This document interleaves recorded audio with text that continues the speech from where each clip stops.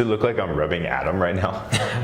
I hope they can get the dog in there. It does. Does it? Yeah. That's Well, great. we've got a guest star. Hey, Boston. Say hello. I don't know if you guys can see her. We finally found is someone Boston. intelligent to do this show. This is our cameraman. This is who we always talk to. But This episode's brought to you by Boston and Born Fitness. by Boston and the Cubs and Panda Puffs. We're back for another episode of That's Healthy, Right? Where we make sense of the news so you don't have to. Wait, are we live on this one? Ooh. No. Oh, I thought we were. Not But I yet. guess we're not. yet. Okay, we will be. Perfect.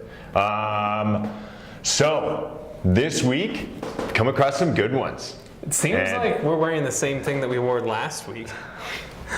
Yeah, I guess maybe this week or like 3 minutes ago we just filmed another episode. But It felt like it was only 3 minutes ago. It was really a week. I decided to not eat packaged food anymore and I'm going Whole Foods so I can't afford laundry. So Deal. This is where I'm at. Okay, Which would actually save you money based on how much laundry you actually do. every day. Yeah. Every day I run the cycle. I've never seen a man wash so much I clothes. have to. My stuff smells so bad. It's true. So if I don't wash it that morning, I'm not even mad. I'm glad you do that much. my routine right now is literally 4:45 wake up, get to the gym by 5:20, I have to be home by 6:50 So to you can do start a the load of cycle, laundry? eat my breakfast and catch the 7:50 bus. So I'm literally sprinting out the door, putting my laundry from the washer to the dryer on the bus. But I We're have just to gonna wash call it. you laundry man. Yeah. And I take like 4 showers a day. You do. Yeah. So, all right. I do not. Speaking of that, back to our show. Right. This week, we're going to address, should you be juicing your vegetables? Like injecting them with steroids or juicing them? Juicing them. Gotcha. Okay. Just people can get confused. It's true. We will save that one because that sounds like a very interesting topic. Then we're going to dive into, I'll just leave it at this, 15 minutes to bigger arms. Is this like the new 8-minute abs? I hope. I hope. But I want to know if I can go to the gym and spend 15 minutes and get bigger arms. Right. But what happens when I come up with 14-minute abs? Well, I'll be in the Then we corner go in doing Sizzler. But then I'll be in the corner doing arms. You confuse me. You Anyway. just said 14-minute abs. Whammy! I meant arms. And then training fasted. Is that something where people should go to the gym? Is it more beneficial to lose fat if they go to the gym on an empty stomach? Okay. Okay? Fasted And training. then we have a viewer question coming in asking about, from an article, and we'll dive into it, but does too much protein lead to sugar, which leads to fat? Ooh, the dreaded fat. Who's the question from this week? So, Kyle Longus, writing back in, by the way, play like a champion, doubled up on Kyle. Well played, Kyle. I like your engagement. You ask more questions. We're just here to answer them.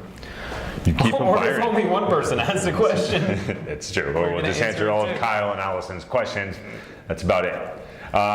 Okay, so Self Magazine came out with an article that was, the headline read, please stop juicing your vegetables. I like the double use of please right there. Yeah, it really seems like they're pleading for people to not do And this. they use the comma. Yeah, emphasize the pause. They claim that 1, you don't ever need to detox. 2, drinking your fruits and vegetables doesn't give you the same benefits as eating them. And 3, what will actually work? Well, first off, chewing. Food was made to be eaten, not drunk. And when I started to kind of think about this, I realized I don't think I've ever seen you personally juice. I'm guilty of it. I've dove into that, thinking I was super healthy. But is there ever a need? I'm going to focus on one aspect of that. But is there ever really a need for a detox? Wow. This is a very passionate topic for me. 1, I can't let it go. You said they want to emphasize the pause. Yeah. The reason they put a comma is that's an introductory phrase. That's the reason why the pause rule, it's very flawed. It has nothing to do with anything, but I had to get that out. I appreciate that, though. Yeah, grammar lesson. Yeah. Oh, you're good at That's that. grammatically correct, right? Right? Do you ever need to detox? The non-rant version is no. The idea of a detox actually drives me nuts because it's one of the biggest scams in the entire supplement industry.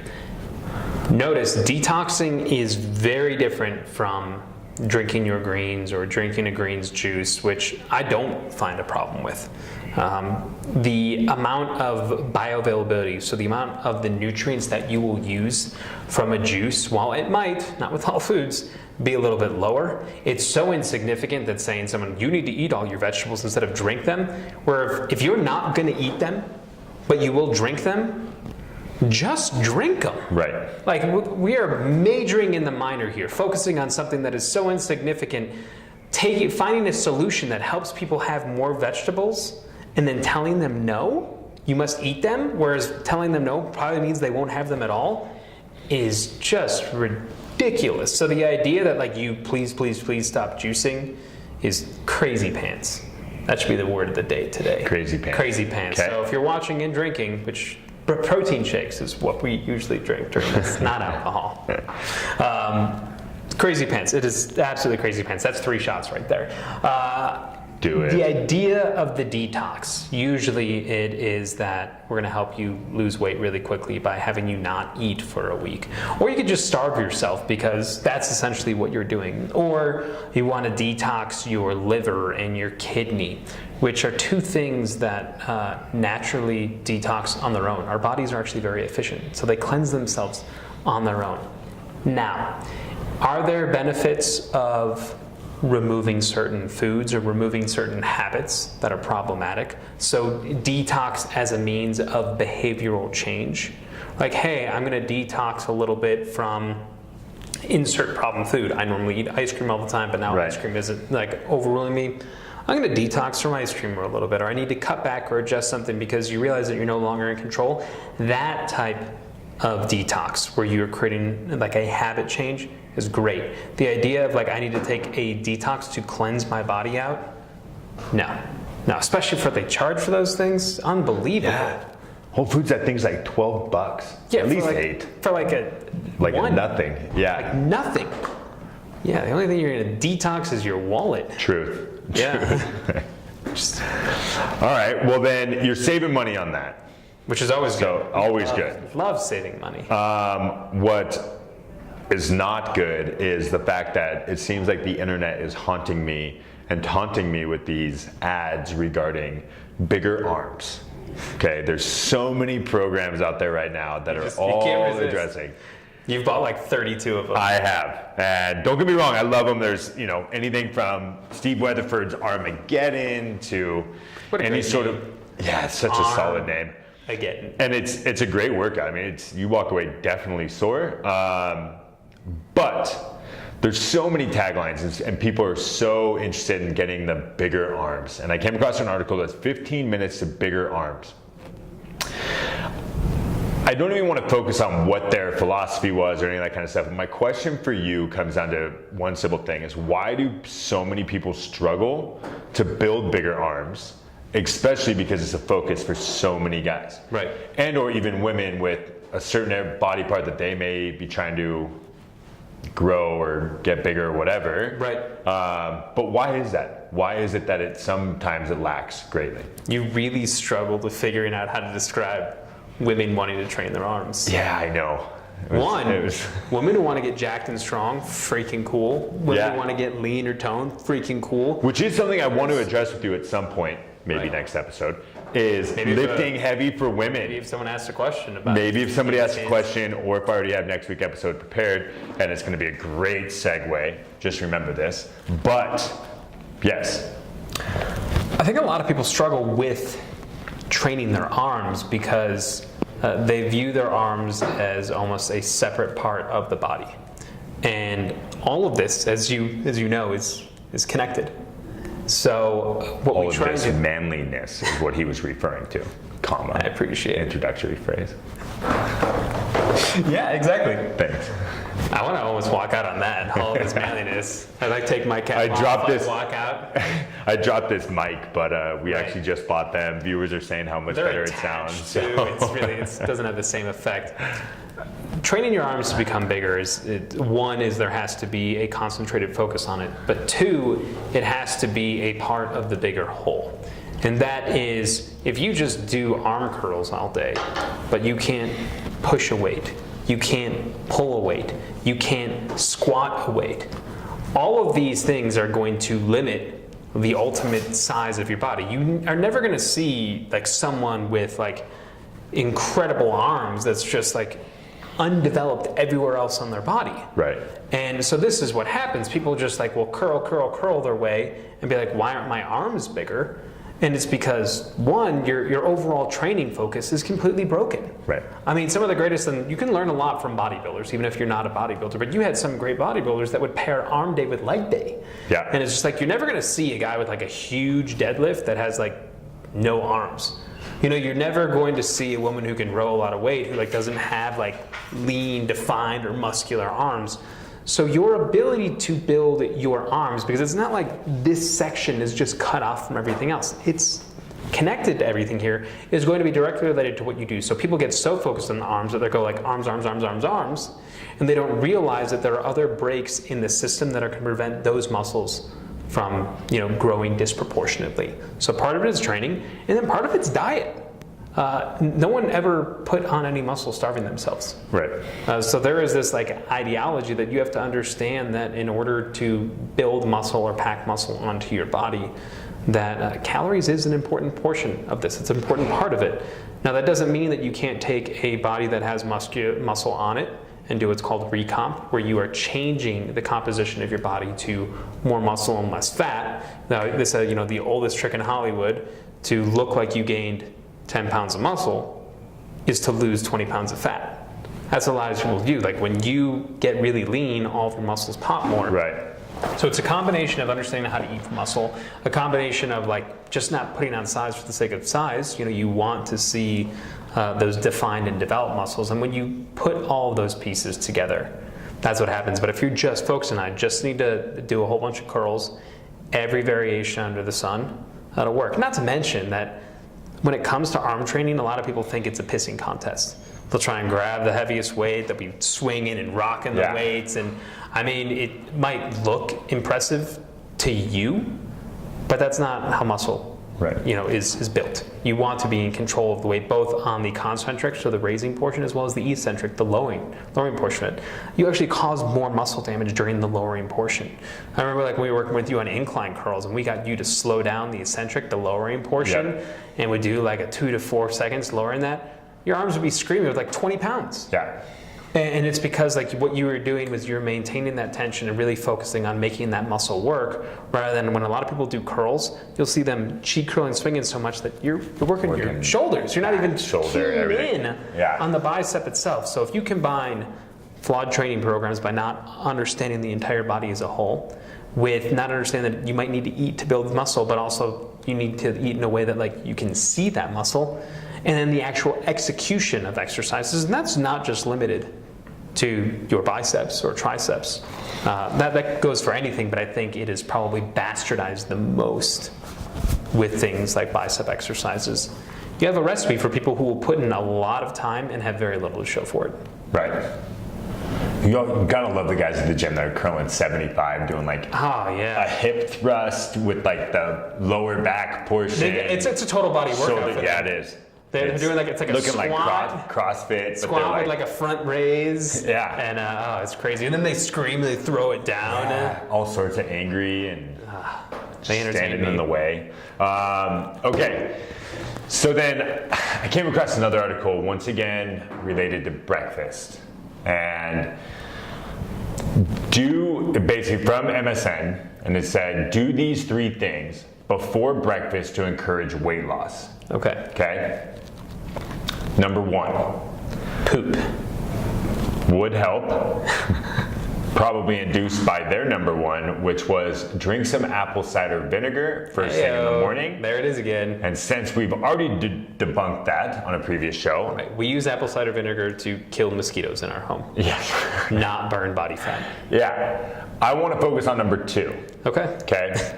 Which is number 2. It's poop. Which is move. Not a bowel movement, but move. And it says, exercise first thing in the morning has not only been shown to boost metabolism and burn more calories than those who exercise at other times, but it will also improve your mood and inspire you to continue making healthy decisions throughout the day. The good old training fasted debate. Okay. So what they were saying was go to the gym on an empty stomach first thing in the morning to encourage fat loss. Is there any science, like true science, that shows that training fasted will burn more calories than if you go and have a pre-workout meal? Or is this related to what we talked about earlier? And go with what works for you. Yeah, I think you're nailing it. I'm gonna say this into the camera. You ready for this? Yeah. Fasted training is not more effective for fat loss. Does not mean that it is not potentially effective for you. So if you choose to do fasted training, it can be effective. But if you do not train fasted, you can still have a completely effective fat loss program, setup, diet, whatever it might be. This is a personal preference type thing. Now, something that they touched on, the idea of training in the morning, it definitely can help overall mood and help cognition. So they have found that like exercise can light up sections of your brain, making you smarter, making you help with attention. So if you were so smart. Yeah, I knew there was a reason I'm a genius. The benefits of exercise go far beyond the changes you'll see on your body. They're actually the most beneficial ones are probably what it does for your heart, for your brain, for your longevity, for your mitochondria. Those are the power cells in your body that are directly linked to like how you age. We've seen that if you exercise, you can actually slow down the aging process a lot. So the benefits of exercise are there. So if you find yourself as someone who is sluggish in the morning or struggles in the morning, you can definitely have benefits of training in the morning, but you do not have to train fasted. Moreover, the best time to train is the time that works for you, because the biggest struggle with anyone doing exercise is consistency. So if you're doing exercise in the morning but you hate it and you can't train hard and it's much better for you to train at night. Like there have been people who've been always trying to like almost like hack a solution of, oh, I hear this raises growth hormone or testosterone a little bit more, or this does this or this does that. At the end of the day, it doesn't really matter, because these activities are going to elevate and improve these hormones regardless of when you do them. What's more important and where people struggle is just doing the exercise. So find the time that works for you, early in the morning, middle of day, late at night, on the weekends, whenever it might be that you can do it consistently. And that's where you're going to get the great results. And you can do it whether you eat beforehand or not. Okay. Yeah. That would have been Mike the Drop. Mike the Drop. Clearly did not exercise. Clearly just did not. Lights are gonna work out at night, huh? Yeah. Okay. The night workouts. Viewer question. Like we said, coming in from the Notre Dame fan himself, Kyle Longest, which I still don't actually know. Notre Dame, huh? What? He likes the Notre Dame? Yeah, his icon on YouTube is the Fighting Irish? No, it's the Play Like a Champion today. So I'm kind of assuming. Maybe it's just a reminder for him to play like a champion. Maybe. I'm going to need you to clarify that and then ask another question. But this was actually directed towards us, and it was based on an article that he came across. And his question, based on the article, does too much protein lead to sugar, which leads to fat? Now, this article came from Well and Good. This is the Well and Good article. Well and Good. So wellandgood.com. Yes. I broke my computer after I read this article. I literally broke. No, actually, I think I sent a message to you, which might have been why you included this, being like this article. Maybe I actually have it right here on your message where it says, let's do it. Side note, this article literally made me want to break my computer and rage. Awful in caps. I'm trying to bring rage back. Yeah. This article was crazy pants. Yes. Remember, that's the word of the day. That is. Yeah. I watch a lot of Sesame Street, so I'm big into numbers of the day, word of the day, letter of the day. I don't even know where to begin because you haven't read the article, but let's boil this down. So what this does is fear-mongering of the idea of eating too much protein. Now, there is a limit to the benefit that you will derive from eating protein. A lot of people will just go, completely overboard and eat all of the protein when it's not necessary. It's not necessarily bad, because we've talked about in the past, protein does not cause kidney damage, which this article said. It's like, you don't want to eat too much protein because it's going to cause kidney damage. It doesn't. If you have a kidney problem, it might exacerbate or worsen or cause difficulty for you because you have a kidney problem. But there is zero research that shows protein intake causes a problem. That was only part of my issue with this, where I would just, the whole thing, I wanted to light it on fire and throw it out and I wanted to unsee it. I wanted that little Men in Black tool that I could just like zap myself and forget what had just happened. The entire premise of this article was based on this idea that there was a study that was done on whey protein that showed eating protein created an insulin response, so it raised your blood sugar. This is just dumb, okay? Because almost any food that you eat, any macronutrient, proteins, carbs, fats, can cause an insulin response because our bodies take food and breaks it down into a usable form. The usable form for our body, the most usable form, is glucose. So there is a process where your body will take the foods, will break it down, some of them will go to muscle, some will go to waste, some will be broken down into glucose so that we can use it for fuel, so that our bodies can work, our brains can work. Protein is perfectly healthy. Just because you raise insulin levels doesn't mean you are going to gain fat. This is a theory that is proven. Now, if you have chronically high insulin levels, that is different. Because that can cause problems on your body. It can cause stress. It can lead to fat gain because you are affecting insulin resistance and insulin sensitivity. None of that really matters. For people to freak out that insulin levels are raised is just a complete misnomer, because spiking insulin, whether it's in a temporary case, does not mean you are going to store as fat. Insulin is a storage hormone, which means you can store muscle or you can store fat. So increasing it overall does not mean that you are gaining fat. It doesn't. So the research that was used for the entire premise of this article was based on an insulin hypothesis that is yet to be fully proven. Now, again, chronically elevated insulin levels are not good for your body, will make it easier for you to store fat, but an increase in insulin, or saying that insulin is more important than how much food you eat, how many calories you take in, is just, it's not proven. So the idea that you should be afraid of eating protein, I think this article recommended like stick at 40 grams of protein per day, is far too low for most people. So there is no need to fear protein. At the same time, there's no need to go crazy in protein. It is a very, very important macronutrient, just like carbs are, just like fats are. Right. And you got to eat it in the balance that works for you. Some people are going to like eating more protein because they like eating it, but you don't have to go to max levels. Protein is the most metabolically active nutrient of them all. So you can burn up to about 30% of the calories from protein because your body just has to work harder to break it down, whereas carbs or fats will be like 10% or less. So it's metabolically active. It's satiating. It makes you feel full. It makes you feel good, so you're less likely to eat. It plays an important role in biological function. Your hair, your skin, your nails are all based off amino acids, which are the building blocks of protein. So having people fear protein for no reason just doesn't make sense. It really doesn't, especially when like people will read that and think like, oh no, I can't have protein, where there are even plant-based proteins. You can get protein from plants, from vegetables. You're going to start avoiding the vegetables with protein now? It's just such a slippery slope to make people fear something in such a grandiose way, especially when it's just being associated with something that isn't rooted in reality. You have to build the diet that works for you. You have to understand what feels good. Some people are going to be better on high carbs or low carbs, higher fat, lower fat. But understanding what works for you, what you feel good on, and not avoiding things because of twisted science is so important. And as you can probably tell, it's the thing that frustrates me more than anything, because it's why so many people have disordered forms of eating or fear foods or just feel like there's nothing that can work for them. Because if you read enough articles, you find out that fats are bad, carbs are bad, and proteins are bad. What am I supposed to eat? What, paper? We're gonna go get those gluten-free plates I was talking about in another episode. So no, protein is not what is making you fat.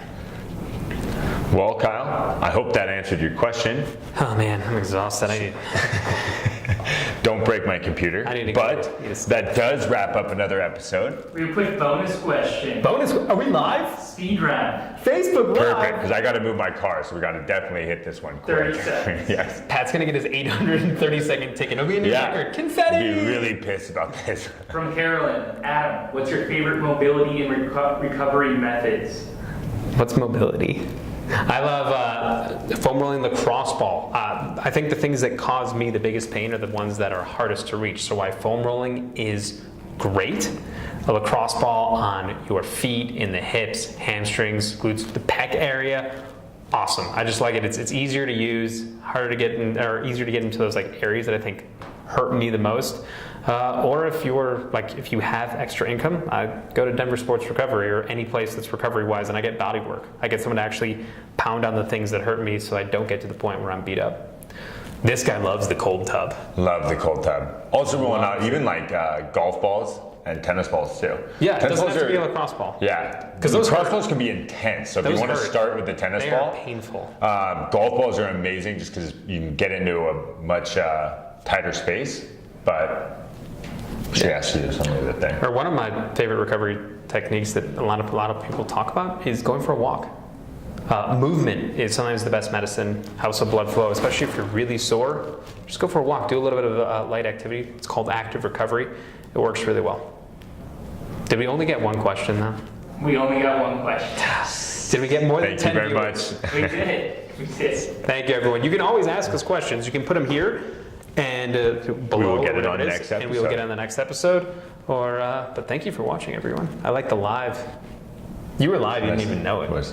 You're like a celebrity. Yes. At Patrick Devaney. Nails it. All right, real camera. Real camera. Time to get that bad boy off. I think that does. Oh yeah, that does wrap us up. Right, we're done. Yeah, We're actually we are done the now. episode. So we'll be back with another episode next week. Thanks for joining us. Go Cubs.